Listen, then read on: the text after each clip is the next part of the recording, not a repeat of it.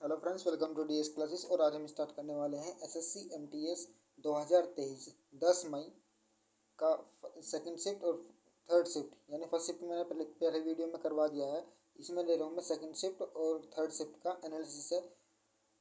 सभी के सभी क्वेश्चन हमें मिल चुके हैं। तो वीडियो स्टार्ट करने से पहले मैं आप लोगों को बता दूं कि अगर आप हमारे चैनल पर अगर नए हैं तो प्लीज़ वीडियो को लाइक कर दें और चैनल को सब्सक्राइब कर लें और बेल आइकन भी प्रेस कर लेना, ताकि जो भी मैं वीडियो अपलोड करूं आपको नोटिफिकेशन सबसे पहले मिल जाएगा। ठीक है। और मेरी किसी भी वीडियो की अगर आपको पीडीएफ चाहिए तो प्लीज़ वीडियो का डिस्क्रिप्शन ज़रूर चेक कर लें। मैंने वहाँ आपको आप लोगों के लिए बता दिया है कि पीडीएफ आपको कैसे और कहाँ मिलने वाली है।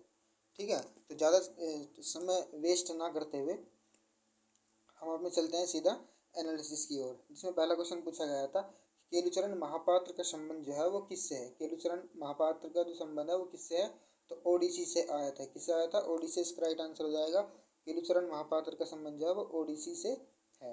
एक क्वेश्चन पूछा गया था कि श्री शंकर देव ने किस नृत्य को पुनर्जीवित किया है। श्री शंकर देव ने किस नृत्य को पुनर्जीवित किया है? तो ये किया है आपका सत्रिया।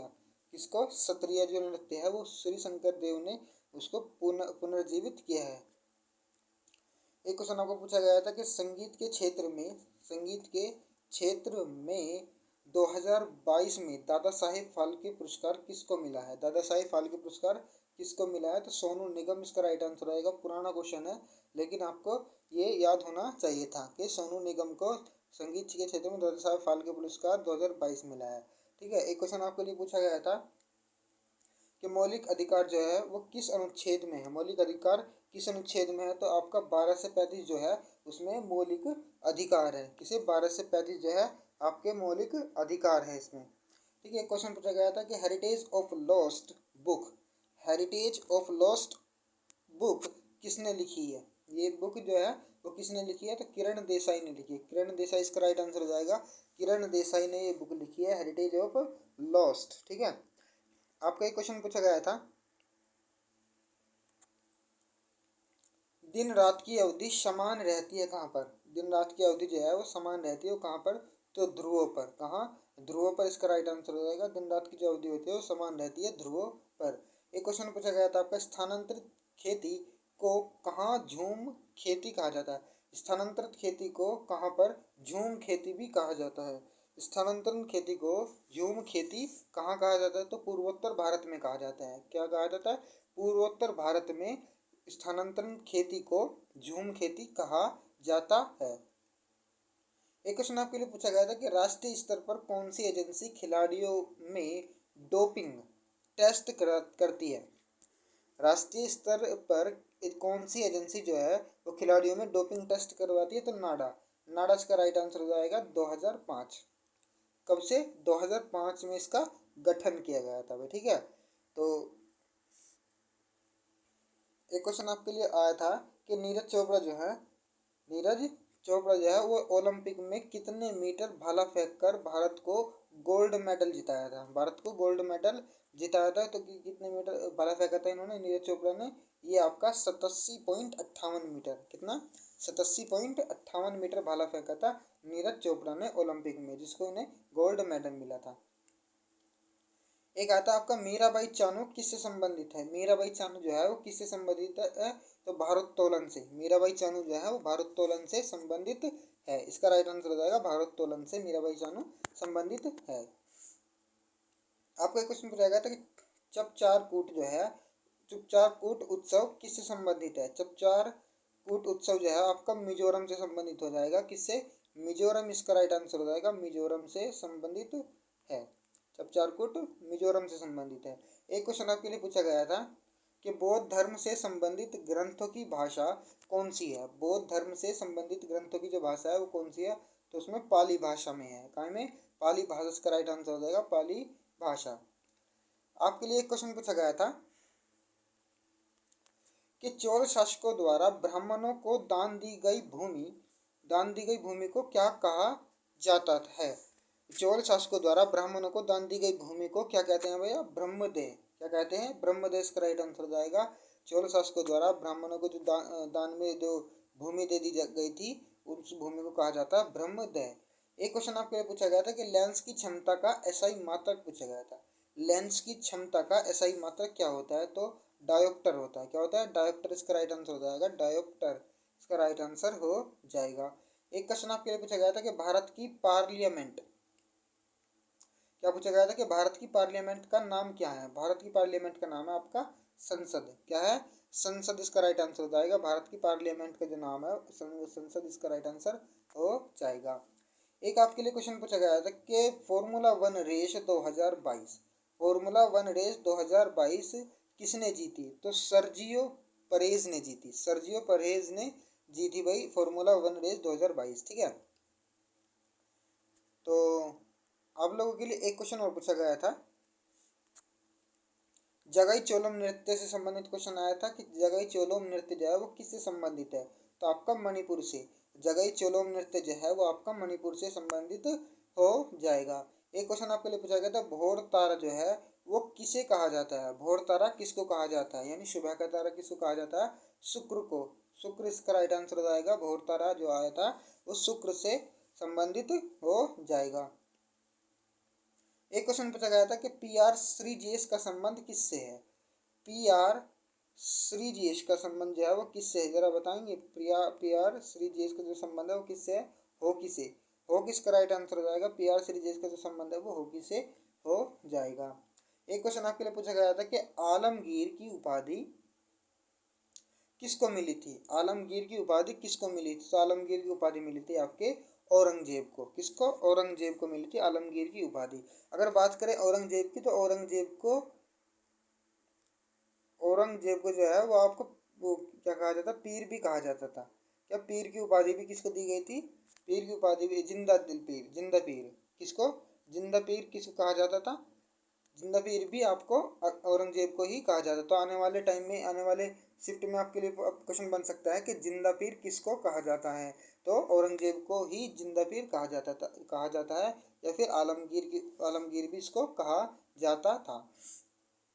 एक क्वेश्चन पूछा गया था कि धौलावीर किस राज्य में है? धौलावीर जो है वो किस राज्य में है? तो धौलावीर आपके गुजरात राज्य में हो जाएगा। धौलावीर जो है आपका गुजरात राज्य, इसका राइट आंसर हो जाएगा। एक क्वेश्चन आपके लिए पूछा गया था भाई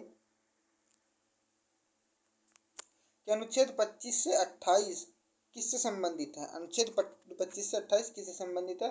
तो धार्मिक स्वतंत्रता का अधिकार से संबंधित है। धार्मिक स्वतंत्रता के अधिकार से संबंधित है 25 से 28। अनुच्छेद 25 से, तो अनुच्छेद 25 से जो 28 है वो धार्मिक स्वतंत्रता का अधिकार से संबंधित हो जाएगा। एक क्वेश्चन आपके लिए पूछा गया था कि राज्य का जो मुखिया होता है वो कौन होता है? राज्य का मुखिया होता है आपका राष्ट्रपति, और देश का जो मुखिया होता है वो, सॉरी, राज्य का मुखिया होता है राज्यपाल, और देश का मुखिया होता है आपका राष्ट्रपति। कौन होता है? राष्ट्रपति। तो राज्य का जो मुखिया होता है वो राज्यपाल होता है। ठीक है।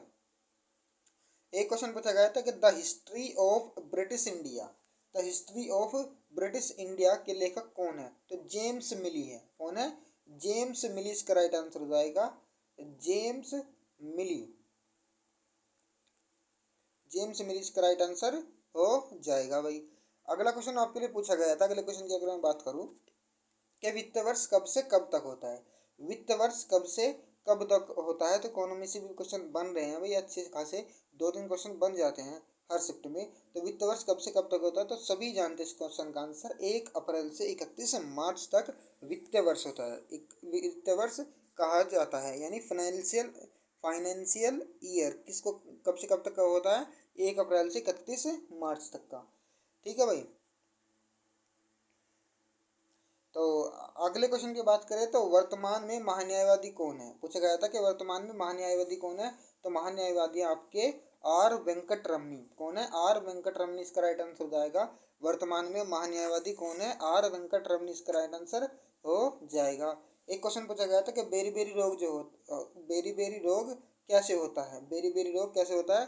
तो B1 से होता है। किसके कारण होता है? B1, यानी विटामिन B1 के कारण।